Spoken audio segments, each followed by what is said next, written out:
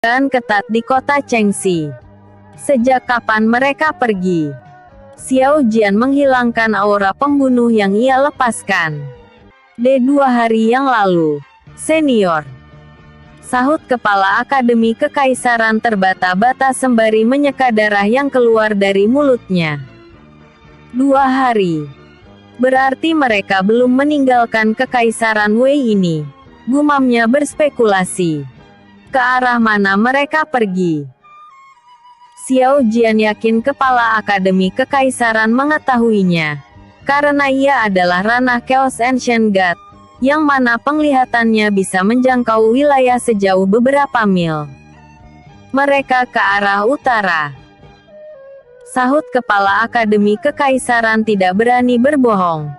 Tetapi tiba-tiba niat pedang kembali muncul di depan Xiao Jian dan niat pedang itu melesat ke arahnya. Tidak. Maafkan aku, senior. Dia memohon ampunan. Namun, Xiao Jian hanya menatapnya dengan tatapan dingin. Kepala Akademi. Sahut para sesepuh. Memperhatikan kepala Akademi Kekaisaran yang jatuh dari langit puncak keempat gunung Persik tersebut, menghantam halaman paviliun misi dan meninggalkan lubang besar yang menganga. Tak ada yang berani memeriksa apakah dia telah mati, atau hanya terluka parah saja. Para sesepuh kembali menangkupkan tinju untuk menunjukkan rasa hormat pada Xiao Jian. Maafkan kami, senior. Kami akan melakukan apapun perintah Anda. Xiao Jian diam saja.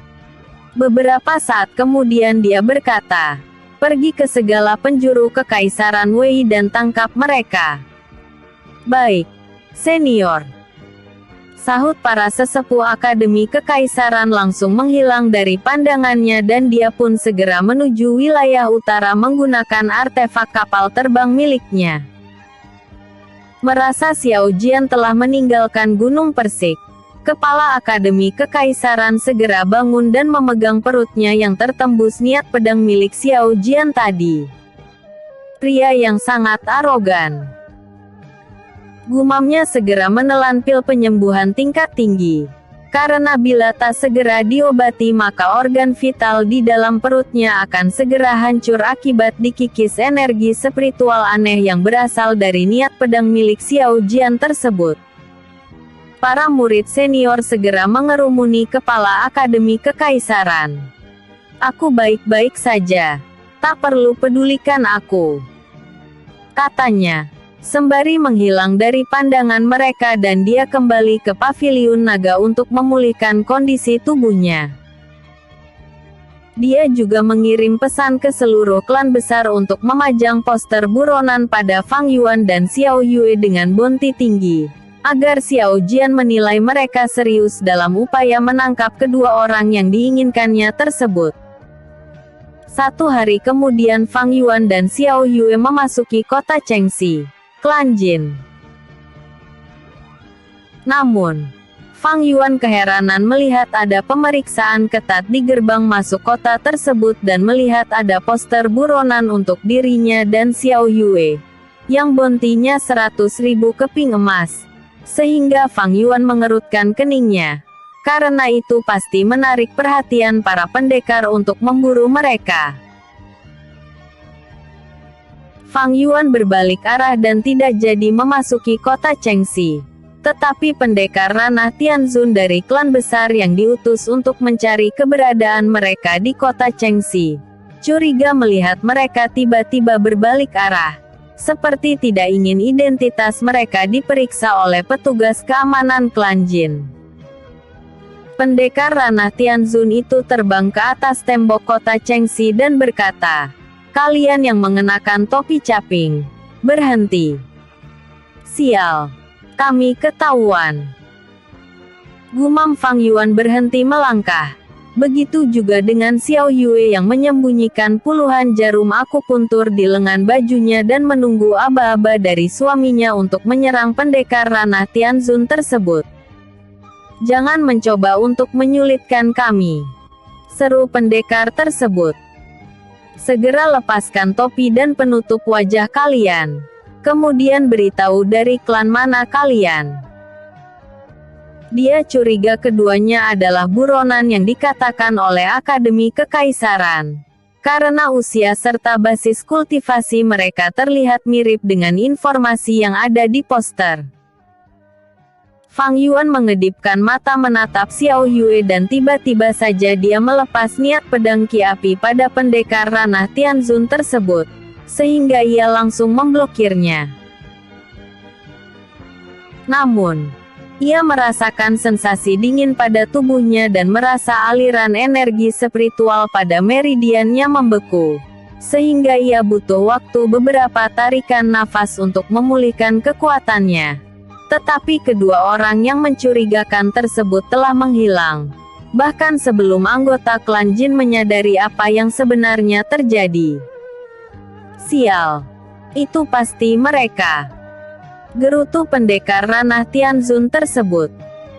Kirim pesan pada kota-kota terdekat untuk memburu mereka dan beritahu kalau mereka mengenakan topi caping dan penutup wajah. Katanya lagi. Sembari melesat di udara mengejar kedua orang yang mencurigakan tersebut. Apa yang harus kita lakukan Yuan Gege? Xiao Yue tampak panik, karena ia merasa ranah Tianzun tersebut masih mengejar mereka. Tak ada cara lain. Aku akan melumpuhkannya dan tetaplah berlari, aku akan menyusulmu. Sahut Fang Yuan berhenti berlari dan segera meregangkan tubuhnya. Sehingga pendekar ranah Tianzun tersebut mengerutkan keningnya. Apakah pemuda ini bodoh atau sengaja mencari kematian? Informasi dari Akademi Kekaisaran tidak menyebutkan kalau Fang Yuan sebenarnya dapat dengan mudah mengalahkan ranah Tianzun. Bahkan terakhir kali ia berhasil mengalahkan siluman ular 7 warna yang dalam kondisi kekenyangan, sehingga geraknya tidak lincah. Namun, ia setara ranah immortal dan itu adalah prestasi terhebat Fang Yuan sejauh ini. Kita tidak memiliki dendam atau saling mengenal. Kenapa Paman tidak membiarkan kami pergi saja? Kata Fang Yuan. Masih menggerak-gerakkan pinggangnya ke kiri dan ke kanan. Kalau Paman mempersulit tuan muda ini, maka Paman akan terbaring di tanah dan yang paling mengerikan mungkin akan menjadi santapan siluman cacing pita. Fang Yuan berkata dengan kesan mengejek, sehingga pendekar ranah Tianzun itu tampak kesal mendengar ocehannya. Anda memiliki watak arogan seperti tuan muda klan besar pada umumnya. Sahut pendekar ranah Tianzun tersebut sembari mengeluarkan pedang besar miliknya. Untuk mendidik watak mereka, biasanya harus didisiplinkan dengan kekerasan agar mereka tahu betapa kejamnya dunia bela diri tersebut. Roh bela diri panda setinggi 10 tombak muncul di sebelah pendekar tersebut. Oh! Aku tak menyangka Paman akan bermain kasar. Apakah Paman ingin membuli junior ini yang bahkan belum bisa memunculkan roh bela dirinya? Canda Fang Yuan dengan seringai tipis di sudut bibirnya. Dia juga tidak menyangka pendekar ranah Tianzun itu akan serius melawannya. Padahal biasanya pendekar yang memiliki basis kultivasi tinggi akan menganggap remeh musuh yang memiliki basis kultivasi lebih rendah darinya. Bualanmu itu meyakinkanku bahwa kamu adalah murid nakal yang sulit diatasi. Makanya Akademi Kekaisaran memberikan perintah penangkapan terhadapmu. Padahal perintah seperti ini tidak pernah terjadi dalam sejarah Kekaisaran Wei. Sahut pendekar ranah Tianzun itu langsung melompat ke arah Fang Yuan. Menarik. Namaku sepertinya akan tercatat dalam sejarah Kekaisaran Wei. Hahaha. Fang Yuan memasang kuda-kuda bela diri dan mengayunkan pedang matahari. Gerakan ketiga jurus pedang meteor. Langit seperti terbelah dan meteoroid langsung meluncur dengan kecepatan cahaya ke arah pendekar ranah Tianzun tersebut. Bahaya. Pendekar itu langsung mengalihkan perhatiannya ke langit dan mengayunkan pedangnya untuk mengatasi meteoroid tersebut. Sedangkan roh bela diri panda miliknya tetap mengayunkan tinju ke arah Fang Yuan, yang langsung menebas roh bela diri panda 10 kali berturut-turut dalam satu tarikan nafas. Pendekar ranah Tianzun tersebut memuntahkan seteguk darah, karena koneksinya dengan roh bela dirinya terputus. Bagaimana mungkin? Dia tercengang melihat roh bela diri panda segera memudar, sedangkan Fang Yuan menghilang dari pandangannya. Dia mundur beberapa langkah dan mengedarkan energi spiritual, melacak keberadaan Fang Yuan. Tetapi terlambat karena Fang Yuan ternyata muncul dari atasnya. "Maaf, Paman. Aku harus melakukan ini," seru Fang Yuan dan luka tebasan menganga di dada pendekar ranah Tianzun tersebut, sehingga ia langsung tumbang dengan mata terbelalak, tak percaya ia akan dikalahkan oleh ranah utusan dewa. Beberapa langkah kaki terdengar mendekat ke arah mereka dan Fang Yuan langsung meninggalkan tempat tersebut, karena tidak ingin berlama-lama di sini.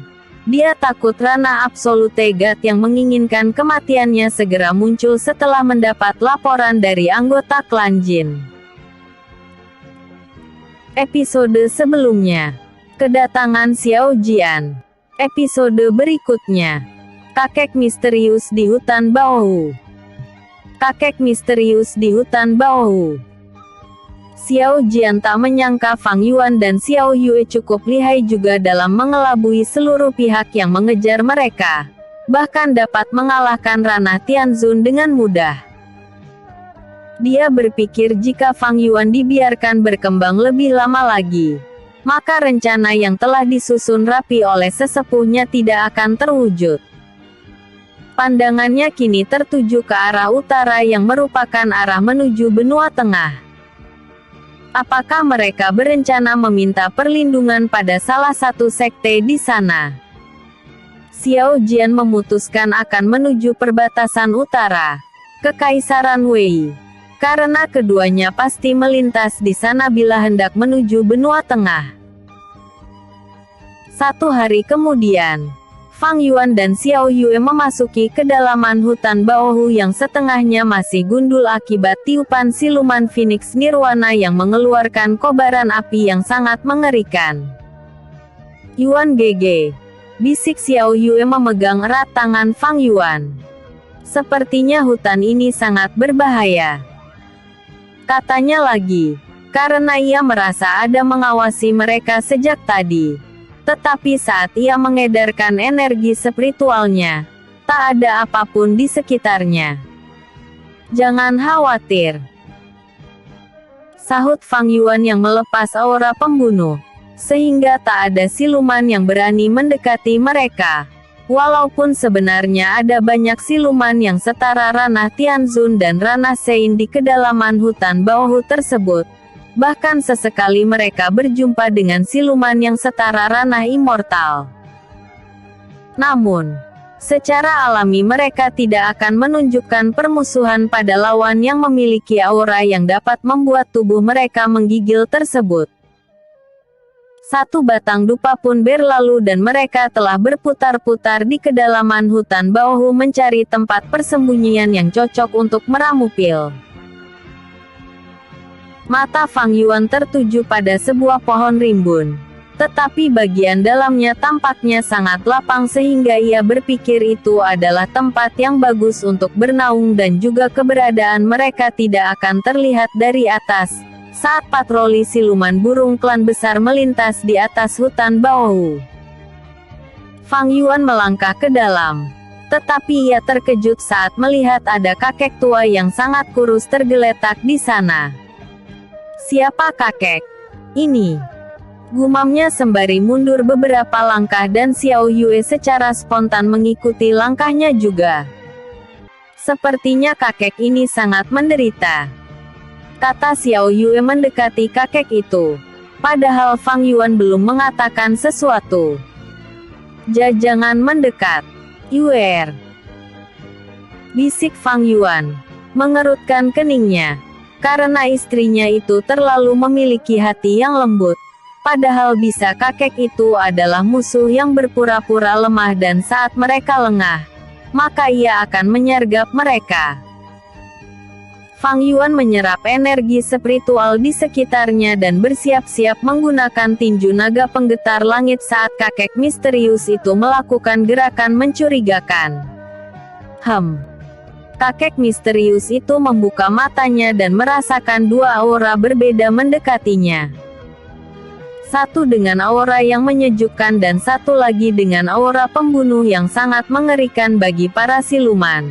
Tentu saja aura pembunuh untuk manusia juga telah terbentuk, walaupun belum besar.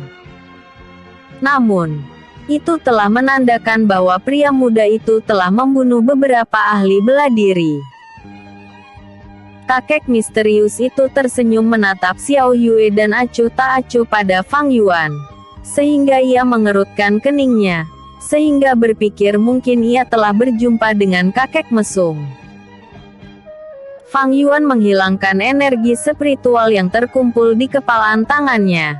Karena merasa kakek misterius itu tidak berbahaya dan basis kultivasinya juga hanya ranah penempaan tubuh tahap Huang saja. Namun, ia tetap merasa heran. Kenapa kakek ini bisa ada di kedalaman hutan Baohu? Xiao Yue memberikan sepotong roti dan kakek itu langsung melahapnya hingga habis. Sehingga mata Xiao Yue tampak menyipit yang menandakan ia sedang tersenyum di balik penutup wajahnya tersebut. Kenapa kakek ada di sini? Fang Yuan bertanya padanya. Karena rasa penasarannya tak tertahankan lagi. Kenapa kalian di sini? Selidik kakek itu malah bertanya pada mereka tanpa menjawab pertanyaan dari Fang Yuan. Sial. Sepertinya dia bukan orang sembarangan atau jangan-jangan dia adalah ahli bela diri yang sedang menyendiri dan menjauhi hal-hal duniawi. Kalau begitu dia adalah kakek legend. Mungkin. Fang Yuan berpikir sejenak. Kami dalam perjalanan ke benua tengah dan memutuskan beristirahat di sini. Fang Yuan memberikan jawaban. Benua tengah. Kakek tersebut menatap curiga pada keduanya. Dengan basis kultivasi seperti ini. Katanya lagi. Walaupun ia sebenarnya sangat kagum pada keduanya. Karena baru 18 tahun telah mencapai ranah utusan dewa. Bakat seperti itu sangat sulit dicari di benua Qingyun atau di dunia ini. Fang Yuan tertawa pelan dan terkesan sombong. Kemudian berkata, saat kami sampai di benua tengah, maka kami akan mencapai ranah Tianzun dan memasuki sekte pedang bintang. Lagi-lagi kakek misterius itu menatap sinis pada Fang Yuan dan berkata, "Hah, bocah bau. Kenapa kalian malah memasuki sekte yang terlemah?" Dia mengerutkan keningnya. Seharusnya nona cantik ini memasuki sekte lotus surgawi dan kau masuk ke sekte naga surgawi untuk mengolah teknik fisikmu itu menjadi lebih mematikan. Katanya seolah-olah menjadi guru mereka saja. Cih, tahu apa kau tua bangka? Kami ini pendekar pedang kembar. Sahut Fang Yuan tidak senang mendengar sarannya. Karena itu sama saja untuk memisahkan mereka. Lihat punggung kami. Memiliki sarung pedang dengan motif naga kembar. Fang Yuan langsung duduk di antara kakek misterius itu dan Xiao Yue. Sehingga kakek tersebut tampak tidak senang dengan ulahnya. Hei, kenapa kau di situ? Biarkan nona cantik itu yang duduk di sebelahku. Kakek misterius tersebut menatap tajam pada Fang Yuan. Kau kakek tua bangka sialan. Gerutu Fang Yuan sembari mengepal tangannya. Namun, Xiao Yue menarik tangannya agar tidak memukul kakek misterius tak tahu malu tersebut. Dia ini istriku. Istriku. Istriku tahu tidak? Istriku. Tak perlu diulang-ulang. Pendengaranku masih baik. Setelah kakek misterius tersebut segera berbaring lagi dan menutup matanya. Terserah kalian mau ngapain saja. Namun, jangan bermain kuda-kudaan di sini, kecuali mengajakku. Katanya lagi. Sehingga Fang Yuan benar-benar ingin memotong-motong tubuhnya karena kesal mendengar perkataannya tersebut. Sedangkan Xiao Yue tetap tersenyum sembari memegang erat tangan Fang Yuan agar menahan amarahnya. Sudahlah. Kakek ini sangat baik, kok. Beliau membolehkan kita tinggal di rumah kecilnya ini. Bisik Xiao Yue sembari bersandar di bahu Fang Yuan dan ia langsung memejamkan matanya. Karena merasa lelah juga berlari siang malam tanpa tidur selama beberapa hari. Fang Yuan membelai kepala Xiao Yue dan menghela nafas dalam-dalam. Kemudian ia mengeluarkan esensi racun 7 warna, kunyit bintang, rumput malu dan berpikir apakah masih ada bahan yang kurang dalam membuat pil penawar racun. Dia berpikir cukup lama. Karena takut salah dalam meramu pil penawar racun tersebut dan takut pil yang ia buat justru tidak mujarab. Padahal kunyit bintang dan esensi racun siluman ular 7 warna sangat langka serta sulit ditemukan. Sial. Tak ada waktu untuk berpikir aneh-aneh lagi. Kami telah ditunggu oleh Rana Absolute God dan aku harus menghidupkan Nona Sihu. Gumam Fang Yuan sembari mengeluarkan tungku alkemis miliknya. Namun, ia mendengar helaan nafas panjang dari kakek misterius itu, yang sepertinya menyayangkan keputusannya, sehingga Fang Yuan mengerutkan keningnya. Ada masalah apa, tua bangka? Jangan bilang kau juga alkemis. Raja obat, sindirnya. Karena kakek misterius ini mengejeknya terus sejak tadi. Episode sebelumnya. Penjagaan ketat di kota Chengxi. Episode berikutnya. Kakek misterius yang sangat mencurigakan. Kakek misterius yang sangat mencurigakan. Kakek misterius itu tersenyum. Karena senang Fang Yuan kesal padanya dan berkata, kamu pasti ingin membuat pil penawar racun untuk menyembuhkan siluman rubah yang ada di cincin dimensi milik istrimu, kan? Selidiknya sehingga Fang Yuan terkejut mendengarnya dan segera menyerap energi spiritual di sekitarnya. Tak perlu waspada begitu.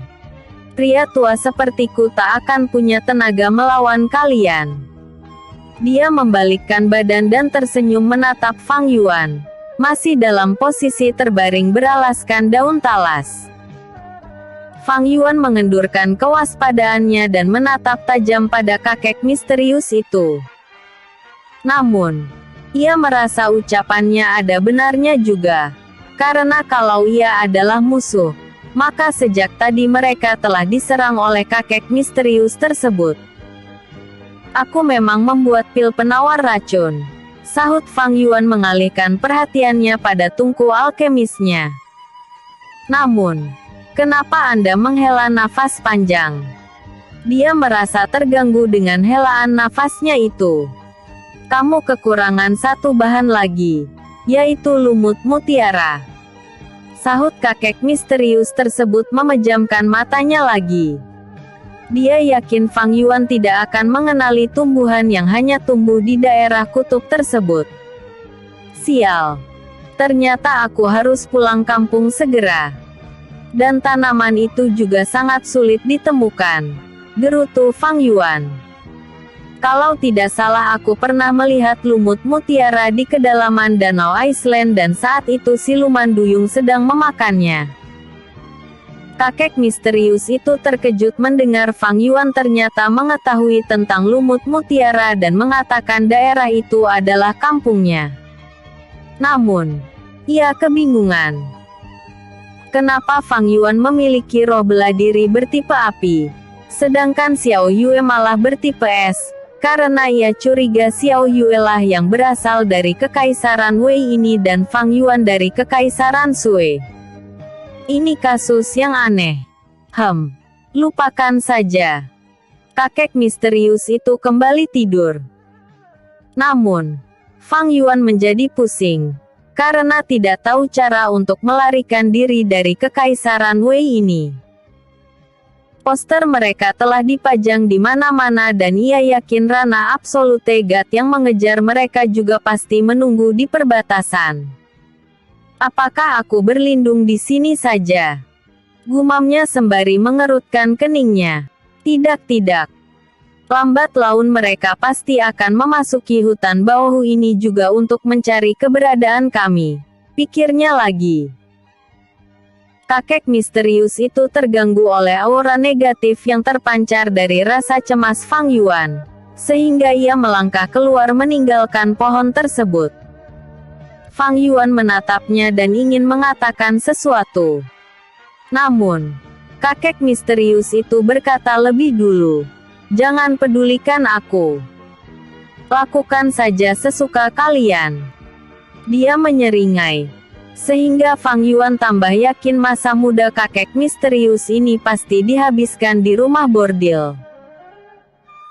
Kakek misterius itu menatap ke segala penjuru hutan bawah dan menyayangkan pohon keramat yang menjulang tinggi membelah awan tersebut telah menghilang, serta setengah hutan juga telah gundul.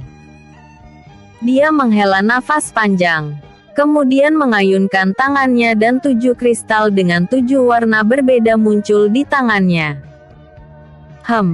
Darahku tinggal sedikit saja. Apa aku menggunakan darah siluman saja? Kakek misterius tersebut mengambil sebongkah batu kecil dan menjentikkannya ke langit. Tak lama kemudian siluman elang yang setara ranah penempaan tubuh tahap Suan jatuh di hadapannya. Aish! Hampir saja menimpa tubuh tuaku. Kalau sempat kena, maka aku akan bertemu Dewa Yama.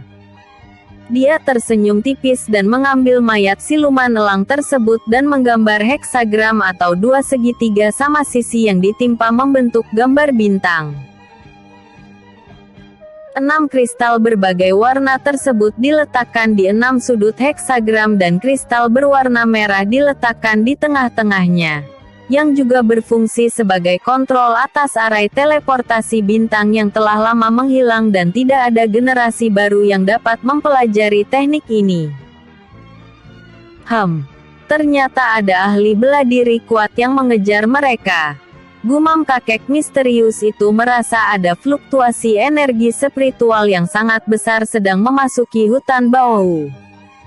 Apakah mereka kawin lari? Pikirnya lagi dengan seulas senyum cerah di sudut bibirnya. Hahaha, dasar anak muda zaman sekarang. Dia kemudian menatap ke arah pohon tempat Fang Yuan dan Xiao Yue bersembunyi. Cepatlah keluar. Mereka telah mendekat. Kalian harus segera kabur. Teriak kakek misterius itu, membuyarkan lamunan Fang Yuan dan Xiao Yue juga langsung terbangun dari tidurnya. Keduanya langsung melompat keluar dari dalam rerimbunan pelepah pohon tersebut dan menghampiri kakek misterius itu. Apa ini, kek? Tanya Xiao Yue keheranan dan Fang Yuan juga ikut penasaran. Karena ini mirip dengan altar yang digunakan oleh kultus Xiangshu untuk melakukan kultivasi ganda dan menyerap esensi kehidupan gadis-gadis muda yang mereka culik. Ini adalah arai teleportasi bintang yang akan membawa kalian ke benua utara dan aku tidak tahu kalian akan dimunculkan di mana. Karena ini hanya perpindahan secara acak. Sahut kakek misterius itu dengan senyum cerah. Kamu menjebak kami. Sahut Fang Yuan mengerutkan keningnya. Aku pernah melihat bentuk gambar heksagram ini dan penggunanya justru melakukan kultivasi terlarang. Fang Yuan menarik pedang matahari. Begitu juga dengan Xiao Yue yang menarik pedang bulan. Sehingga area di sekitar mereka memancarkan suhu panas dan dingin di saat bersamaan. Namun, kakek misterius itu tetap tersenyum sembari mengelus-elus jenggot putihnya. Senjata roh kelas surga. Kakek misterius tersebut kagum melihatnya. Kalian adalah pasangan muda yang diberkahi surga. Ekspresi wajahnya tetap tenang, sehingga Fang Yuan dan Xiao Yue yang menjadi gugup, karena belum pernah bertemu lawan yang memiliki basis kultivasi dasar saja, tetapi tidak takut pada mereka. Artefak kapal terbang muncul di atas mereka dan Xiao Jian menatap tajam pada Fang Yuan. Bahkan niat pedang yang diselimuti asap hitam muncul di sebelahnya. Xiao Jian menangkupkan tinju untuk menunjukkan rasa hormat saat menatap Xiao Yue. "Salam, Yang Mulia, Ratu Yue." Sapanya dengan seulas senyum tipis di sudut bibirnya. Kakek misterius tersebut mengerutkan keningnya, karena tak menyangka Xiao Yue adalah seorang ratu dan siapa Fang Yuan. Kenapa Rana Absolute God tersebut tampak ingin membunuhnya dan melepaskan aura pembunuh yang membuat Fang Yuan muntah darah serta dipaksa bertekuk lutut. Pandangan Xiao Jian beralih pada kakek misterius tersebut dan ia terkejut. Bagaimana bisa pria sepuh itu tidak terpengaruh oleh aura pembunuh yang ia lepaskan dan matanya kemudian tertuju pada heksagram di hadapan mereka. Arai teleportasi. Xiao Jian terkejut. Ternyata ini benar-benar arai teleportasi. Gumam Fang Yuan, menyesali kebodohannya, karena tidak percaya dengan ucapan kakek misterius yang ingin menolong mereka tersebut.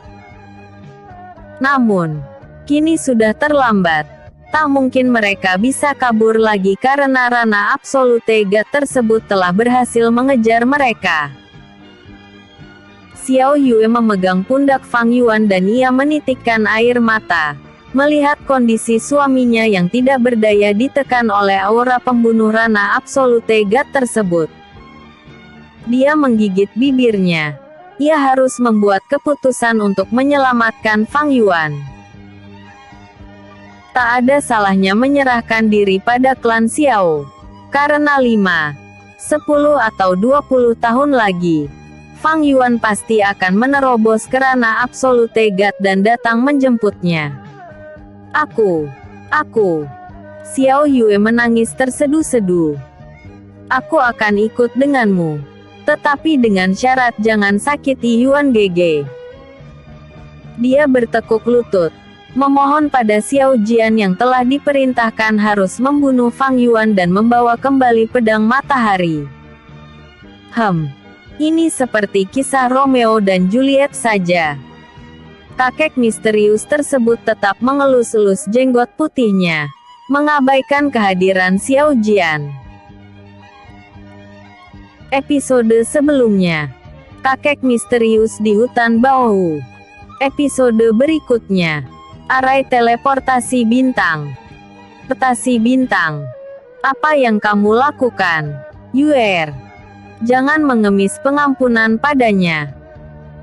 Bentak Fang Yuan sembari berusaha berdiri kembali dan ia menyerap energi spiritual di sekitarnya dengan paksa. Sehingga dedaunan yang awalnya hijau tiba-tiba menjadi layu dan berguguran. Xiao Jian mendengus dingin dan meningkatkan tekanan aura pembunuhnya. Sehingga Fang Yuan yang hampir berdiri dipaksa bertekuk lutut lagi. Serahkan pedang matahari dan hancurkan basis kultivasimu. Seru Xiao Jian dan niat pedang yang diselimuti asap hitam melesat ke arah Fang Yuan dan berhenti sejengkal dari wajahnya. Tidak kek. Tolong jangan sakiti Yuan Gege. Xiao Yue bersujud di tanah, menghadap ke arah Xiao Jian yang langsung mengerutkan keningnya. Bingung apakah harus melanggar perintah yang diberikan oleh sesepuh klan Xiao. Karena ia diperintahkan untuk membunuh Fang Yuan yang di masa depan diyakini akan menjadi batu sandungan bagi klan Xiao-nya. Tolong. Aku akan melakukan apapun. Asalkan jangan menyakiti Yuan Gege. Isak tangis Xiao Yue makin pecah, sehingga Xiao Jian kesulitan membuat keputusan. Sial. Aku terlalu lemah. Gerutu Fang Yuan. menyerap makin banyak energi spiritual di sekitarnya, sehingga makin luas area hutan Baohu yang dirusak oleh teknik pernafasan alamnya tersebut. Kakek misterius di sebelahnya mengerutkan keningnya dan ia akhirnya menyadari yang merusak pohon keramat ternyata adalah pemuda di sebelahnya. Pantas saja ia memiliki basis kultivasi yang tinggi di usia muda, pikirnya sembari menepuk pundak Fang Yuan, dan tiba-tiba aliran energi spiritual yang masuk ke meridiannya terputus, sehingga Fang Yuan terkejut. Kakek ini sebenarnya adalah ahli bela diri hebat. Fang Yuan menatap kakek misterius itu dengan sekelumit pertanyaan di benaknya. Tetapi tak mungkin ditanyakan sekarang, karena nyawanya ada di tangan Xiao Jian. Apakah akan dibunuh atau basis kultivasinya dirusak? Siapakah senior ini sebenarnya? Xiao Jian menangkupkan tinju untuk menunjukkan rasa hormat dan menghilangkan niat pedangnya. Tolong senior jangan ikut campur dalam masalah internal klan Xiao kami. Dia sengaja menyebutkan nama klannya, karena para Rana Absolute God pasti menyadari kehebatan klan Xiao yang merupakan satu-satunya klan besar yang mampu menyamai entitas kuat di benua tengah. Ekspresi wajah kakek misterius itu tidak berubah dan ia tetap tersenyum tipis.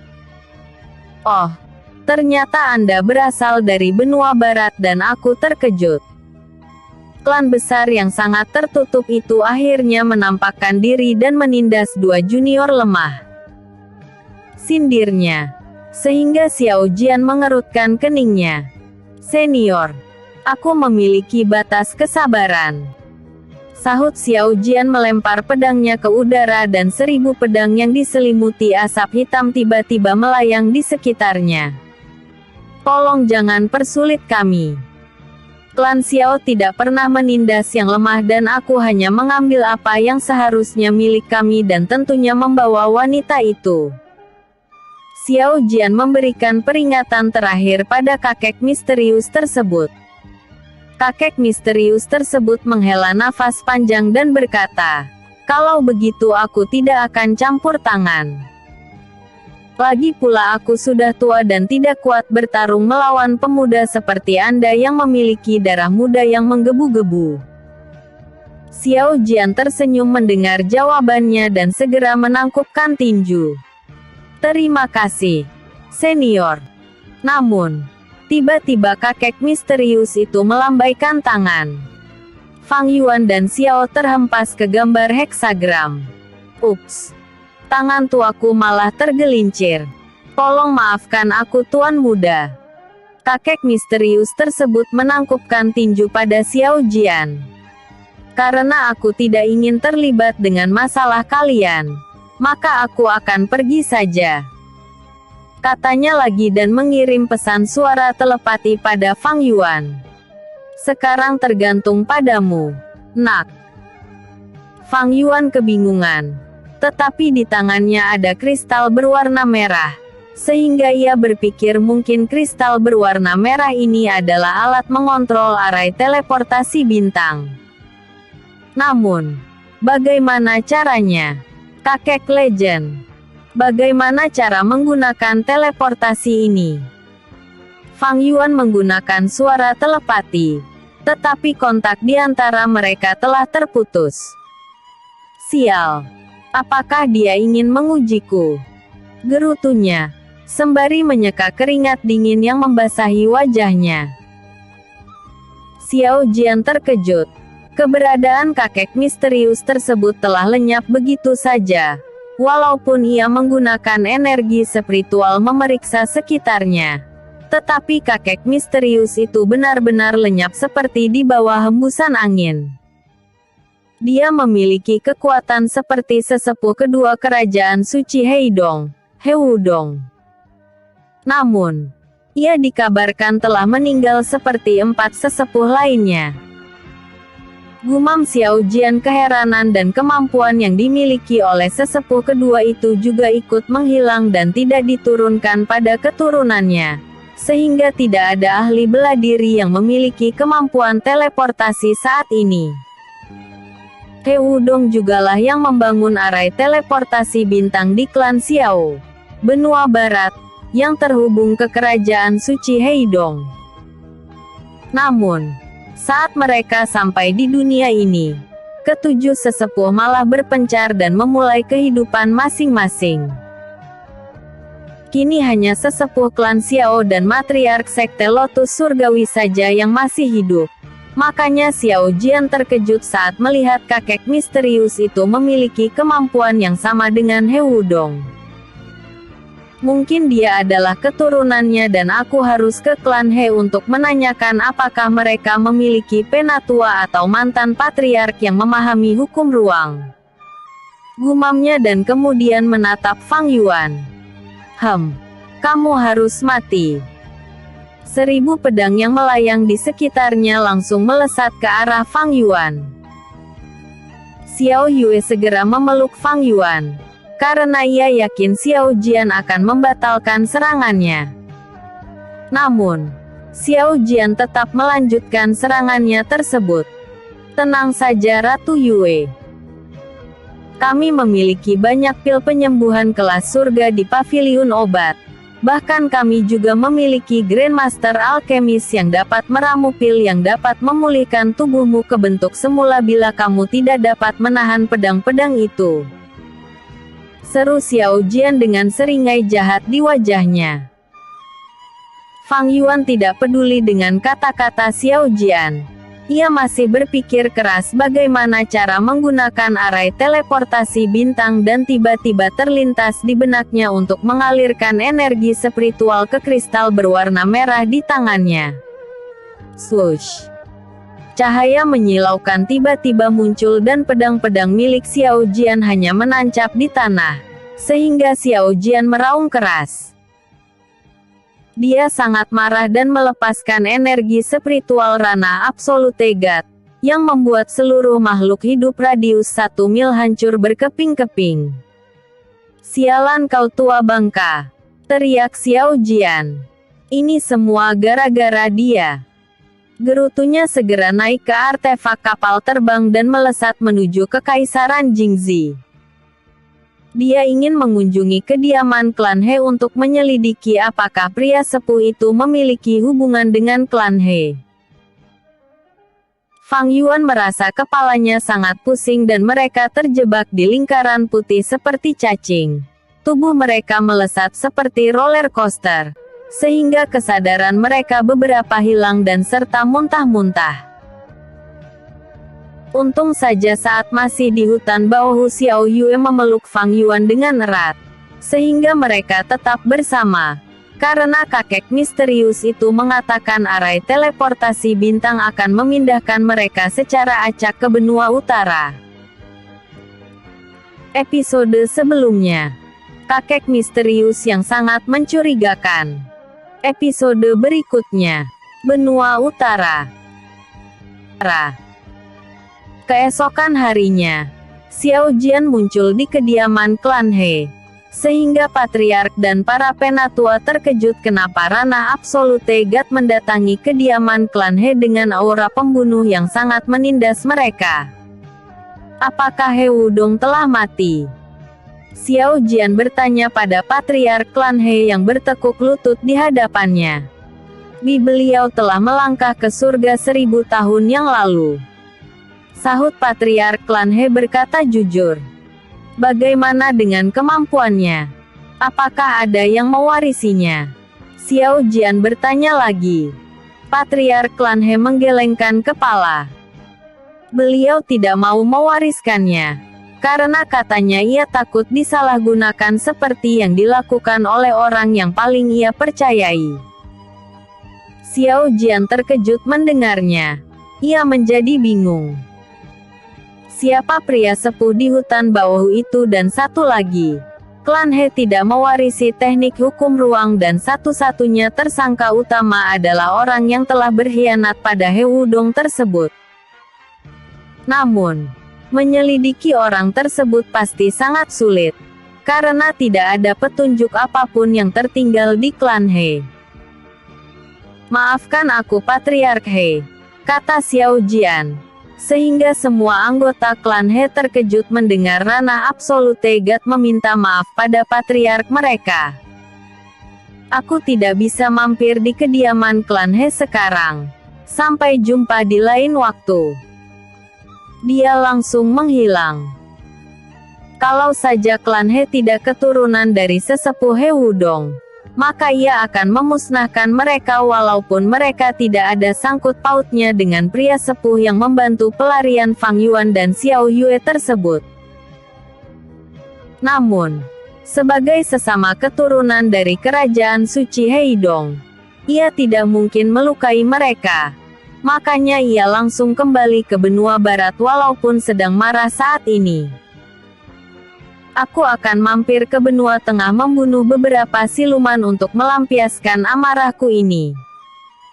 Gumam Xiao Jian menggerakkan kapal terbangnya dengan kecepatan penuh. Pria sepuh dengan senyum menjijikkan mendekati gerbang masuk sekte Lotus Surgawi. Sehingga dua wanita cantik yang merupakan murid pelataran luar sekte tersebut langsung mencegahnya. Namun, tiba-tiba pria sepuh itu berubah menjadi wanita cantik dengan lekuk tubuh sangat menggoda dan senyumannya berubah seperti wanita penghibur di rumah bordil. Tetapi kedua murid tersebut langsung menangkupkan tinju untuk menunjukkan rasa hormat padanya. Selamat datang kembali, Matriark. Sapa mereka. Wanita itu hanya melambaikan tangan dan senyum-senyum memikirkan kemarahan sesepuh klan Xiao setelah ia menggagalkan Xiao Jian menangkap Fang Yuan dan Xiao Yue. Ini sangat menarik. Sudah lama aku tidak sesenang ini. Gumamnya sembari melangkah ke istana Lotus Putih, kediamannya. Semoga kalian mengulangi tragedi ratusan ribu tahun yang lalu, hahaha. Dia tertawa terkekeh-kekeh, sehingga para murid-murid sekte Lotus Surgawi keheranan melihatnya. Ara, aku terlalu bersemangat. Katanya lagi langsung menggunakan hukum ruang dan menghilang dari pandangan mereka. Dia adalah orang terpercaya yang dikatakan oleh Patriark klan He yang telah mengkhianati He Wudong. Sehingga He Wudong tidak mau lagi meneruskan teknik hukum ruang pada siapapun. Fang Yuan merasa tubuhnya sangat sakit dan segera membuka matanya. Sial, cacing kampret. Umpat Fang Yuan sembari menarik pedang matahari dan memotong-motong siluman lintah yang menempel di tubuhnya. Sedangkan di tubuh Xiao Yue tidak ada satupun lintah yang menempel. Kenapa terjadi diskriminasi oleh lintah sialan ini? Dia keheranan. Fang Yuan memperhatikan tubuh Xiao Yue yang ternyata dilapisi oleh energi spiritual es yang sangat tipis. Sedangkan dirinya secara naluriah menggunakan energi spiritual api untuk menyeimbangkan suhu tubuh agar tidak membeku oleh suhu dingin yang ada di sekitar mereka dan siluman lintah tersebut langsung tertarik oleh energi spiritual api yang ada di tubuhnya. Ternyata begitu. Fang Yuan menganggukkan kepala. Apanya yang begitu? Xiao Yue telah tersadar kembali dan merasa kepalanya masih pusing setelah 1 hari terjebak di cacing cahaya yang memindahkan mereka ke tempat yang dipenuhi salju tersebut. Kita telah di benua utara. Sahut Fang Yuan menarik tangan Xiao Yue untuk segera berdiri. Namun, aku tidak tahu di kekaisaran mana kita terdampar. Karena ada 5 kekaisaran di benua utara ini. Fang Yuan menjelaskan lagi. Cantiknya. Xiao Yue mengambil sekepal salju dan ini pertama kalinya ia melihat salju yang asli. Bukan imitasi atau hasil energi spiritualnya. Fang Yuan tersenyum menatap Xiao Yue. Sehingga istrinya itu mengerutkan keningnya. Karena mereka baru saja kena malapetaka. Dia malah tersenyum menjijikkan yang menandakan ingin meminta jatah. Fang Yuan tahu apa yang ada di pikiran Xiao Yue. sehingga ia menjentikkan jarinya ke kening Xiao Yue. "Jangan berpikiran aneh-aneh," bisiknya. "Aku akan mengajarimu teknik pernafasan alam, sehingga kamu bisa menyerap energi spiritual di sekitarmu. Bukankah kamu tidak merasakan kalau wilayah utara ini kaya akan energi yin?" Senyuman hangat terpancar di wajah Fang Yuan. Xiao Yue pun tersenyum manis dan merangkul tangan Fang Yuan. "Ayo cepat ajari aku GG. Nanti saja di penginapan, hehehe." Fang Yuan tertawa sembari menamparkan bokong istrinya, sehingga terdengar suara, "Ah!" yang membuat Xiao Yue sangat marah dan mencubit pinggangnya. Ampun Yue," teriaknya kesakitan.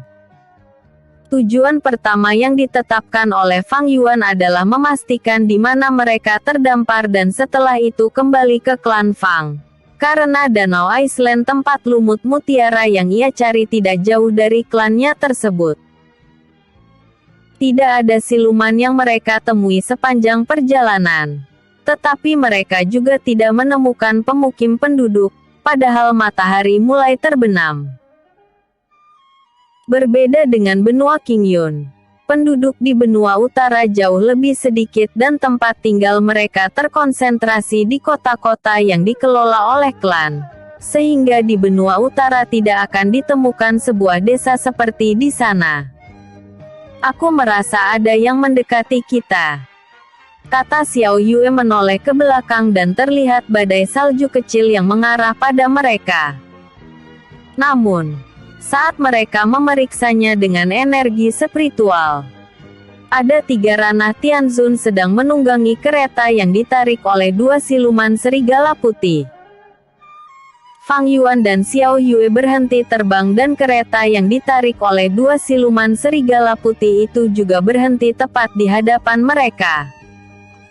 Sosok pria tampan yang mengenakan mantel yang terbuat dari kulit siluman beruang kutub membuka pintu kereta.